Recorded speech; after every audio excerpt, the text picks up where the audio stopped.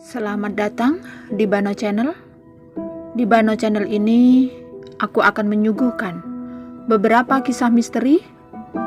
Dan mari kita masuk aja ke ceritanya. Tapi sebelum itu, jangan lupa like, subscribe, dan nyalain notifikasi loncengnya, biar kalian tidak ketinggalan video terbaru dari aku. Ini adalah cerita horor di kantorku. Sebagai seorang rekrutmen di divisi HRD, selain harus melakukan pengenalan pertama, pulang cepat itu sangat mustahil. Apalagi jika permintaan pemenuhan karyawan sangat banyak. Maklum, perusahaan saya adalah cabang yang perusahaannya ada di luar Pulau Jawa. Waktu berlalu begitu cepat.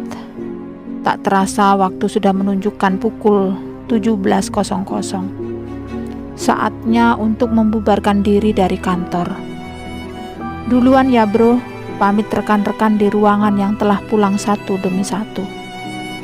Tapi karena ada beberapa pekerjaan senior saya yang harus saya bantu, gak enak juga kalau pulang duluan. Jadi saya bantu sebentar. Saat sedang asik berdua di kantor, sekitar pukul 18.00, saya mendengar suara orang sedang menumpuk buku. Buk, buk, buk. Suara itu terdengar keras di jubikal ujung, tepatnya di ruangan saya yang bentuknya disekat-sekat per subdivisi, yang biasa disebut cubikal. Karena saya yakin gak ada orang lain lagi selain kami berdua di ruangan itu, maka dengan penasaran saya bertanya ke senior saya, "Siapa itu ya? Lembur juga kah?" Tanpa menjawab apa-apa, senior saya langsung mematikan komputer dan mengajak saya pulang. Karena saya masih baru mungkin, jadi dia takut saya syok di awal. Setelah keluar dari pintu ruangan menuju lift, kami melihat ada seorang cowok masuk lebih dulu ke dalam lift. Karena lift di kantor saya sekali jalan dari lantai 30 harus turun ke lantai 1 dulu, baru naik lagi sampai lantai 30. Senior saya tidak mau menunggu lama, sehingga ia langsung lari dan memencet tombol lift. Kami berpikir karena baru ada yang masuk, pasti bisa langsung kebuka kalau belum turun liftnya. Kebetulan liftnya terbuka dan kami langsung masuk. Tapi anehnya, di dalam lift itu hanya ada kami berdua. Kami pun saling bertanya, kemana cowok tadi yang masuk duluan? Mungkin salah lihat kita, jawabku dengan pikiran positif. Kami pun membicarakan hal lain untuk mengalihkan pikiran. Tiba-tiba, display panel di nomor 24 menyala. Dan pintu lift terbuka. Saya sih mikirnya mungkin ada orang mau masuk. Saya bergeser ke samping senior saya untuk memberikan ruang buat yang mau masuk. Tetapi senior saya terlihat sedikit pucat. Belum sempat saya bertanya, ada apa dengan dia? Pintu lift keburu kebuka. Bisa kamu bayangkan apa yang kami lihat saat pintu terbuka? Ternyata kami melihat seorang wanita dengan baju putih lusuh dengan wajah pucat. Ia menatap kami dengan melotot dan tersenyum pada kami. Ia berdiri tepat di luar depan pintu lift. Kami terdiam terpaku tanpa kata apapun dan menatap sosok itu kira-kira 10 detik lamanya.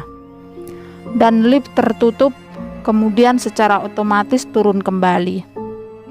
Setelah sampai di lantai 1 dan duduk sebentar di lobi, kami masih terdiam. Hingga senior saya memulai pembicaraan. Kalau lantai 24 itu ruangan kosong. Sudah 4 bulan belum ada yang mau menyewa. Kata-kata orang-orang pintu lift suka terbuka sendiri di lantai 24. Mungkin ada yang mau kenal sama lu, bro.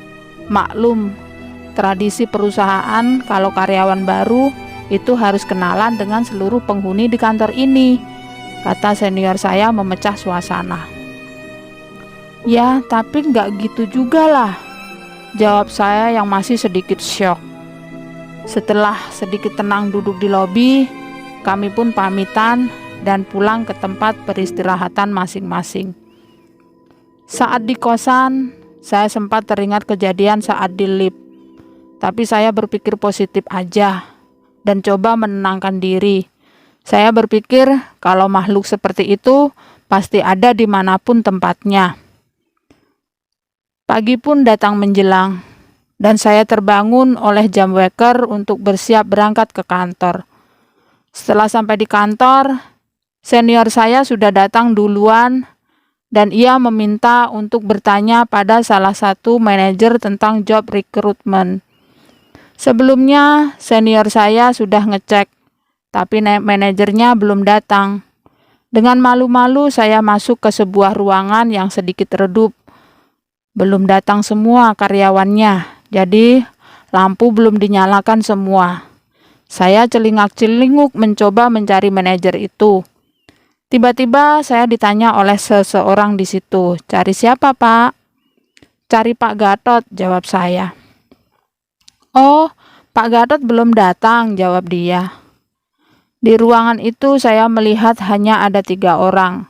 2 orang cowok, yang salah satunya sedang ngobrol dengan saya, dan 1 orang lagi cewek memakai baju putih, tapi menghadap tembok sambil menyisir rambutnya yang panjang kira-kira ada 1 meteran.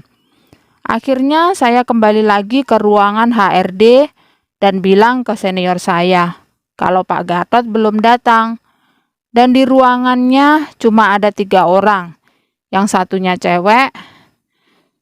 Senior langsung kaget, saya langsung menatap dan melihat dia. Bilang kalau staf Pak Gatot semua cowok. Saya pun terdiam sejenak dan coba berpikir positif. Mungkin ada karyawan cewek yang sedang mampir ke ruangan itu. Siangnya saya disuruh mengambil berkas ke lantai 26. Karena nunggu lift lama, maka saya putusin lewat tangga darurat. Karena dari lantai 28 ke lantai 26 tidak akan terlalu capek, pikir saya. Setelah ambil berkas, saya kembali dan mencoba lewat tangga darurat lagi. Saat naik tangga, saya melihat ada seorang anak kecil lari dari pintu lantai 27 ke arah tangga menuju lantai 28. Karena penasaran, anak siapa itu yang main-main di tangga? Saya melangkah dengan cepat untuk melihatnya, namun tidak ada siapa-siapa. Mungkin anak itu sudah naik karena dia lari, pikir saya. Saya melanjutkan menuju lantai 28. Ketika saya mau melangkahkan kaki, tiba-tiba muncul seorang tinggi besar dengan pakaian lengkap seperti tukang bangunan. Badan saya terasa lemes dan berkeringat dingin saat ia berdiri tepat di ujung tangga atas. Sosok itu berdiri dengan tegap tanpa kepala, dengan tangan kanan menenteng kepalanya yang masih terpasang helm proyek warna kuning. Dari leher kepala itu menetes darah segar seperti baru dipenggal. Mungkin sekitar 20 detik sosok tersebut tetap berdiri dan tidak menghilang seperti di sinetron. Saya memaksakan memutar badan untuk keluar dari pintu lantai 27. Setelah keluar dari pintu, saya langsung bertemu sama Mas Edi, supervisor audit. Saya langsung ceritain semuanya. Dia tersenyum dan bilang, "Oh, udah kenalan toh? Tenang aja bro, dia nggak gigit kok." Saya cuma terdiam, syok karena melihat dia cengengesan seperti telah biasa dengan hal seperti itu. Itulah cerita pendek yang saya alami waktu itu. Sampai di sini dulu kisah yang bisa saya ceritakan, dan tetap nantikan kisah-kisah misteri yang akan datang di Bano Channel ini. Terima kasih.